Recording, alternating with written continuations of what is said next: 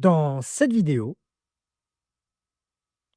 je t'expliquais pourquoi les décisions échouaient. Maintenant, la question est comment on fait que ça marche? Et pour que ça soit concret, je te donne 3 astuces qui vont te permettre d'actionner ça immédiatement. Première astuce, c'est mesurer le comportement, pas le résultat final. Il faut dans un premier temps mesurer le comportement, l'élément qui va permettre d'arriver à l'évaluation finale. Je te donne un exemple. Quelqu'un qui te dirait on veut améliorer l'expérience client. Qu'est-ce que ça veut dire? Eh ben moi, j'aurais pas la réponse car c'est flou, c'est lent et ça peut arriver trop tôt. Avant de mesurer la satisfaction client, je t'inviterai à mesurer quelque chose de plus concret. Par exemple, tu as peut-être des retours clients, pour une raison ou pour une autre. Quel est le taux de réponse dans les télé imparties? Deuxième astuce, qui est une astuce très utilisée dans le domaine informatique, c'est les rituels. Une décision sans rituel, c'est la mort d'une décision. Non, il faut quelque chose de rapide, 10 minutes, avec toujours les mêmes questions. Qu'est-ce qui a été fait? Qu'est-ce qui bloque? Et qu'est-ce qui doit être fait? Tout simplement. En un laps de temps très rapide, ça te permet, toi, en tant que manager, en tant que responsable, d'identifier le problème, de savoir ce qui a été fait, de savoir où tu vas. La résolution de ce problème, c'est absolument pas l'ordre de ce temps. Là, tu prends les informations et les informations, tu les traites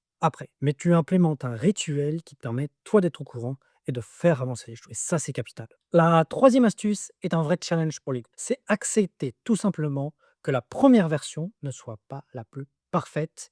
Effectivement, quand on prend une décision, on veut avoir raison la plupart du temps dans sa globalité. On veut que nos décisions soient solides, cohérentes et irréprochables. Et croyez-moi, une telle décision avec ces 3 critères cochés, on la rencontre très rarement. Par contre, quand on prend une décision et qu'on exprime très rapidement le fait que, la décision n'est peut-être pas parfaite et qu'elle va pouvoir être mise en cause après un laps de temps, on teste quelque chose pendant 30 jours et en fonction de vos retours, on s'adapte. Et là, ça va débloquer réellement les équipes. Elles vont plus être bloquées par dire: «Ah, il faut faire comme ça et si ça marche pas, où on va?» Et si on n'est pas en accord, comment ça se passe? Vous, en tant que décideur, vous n'avez pas forcément le bon angle.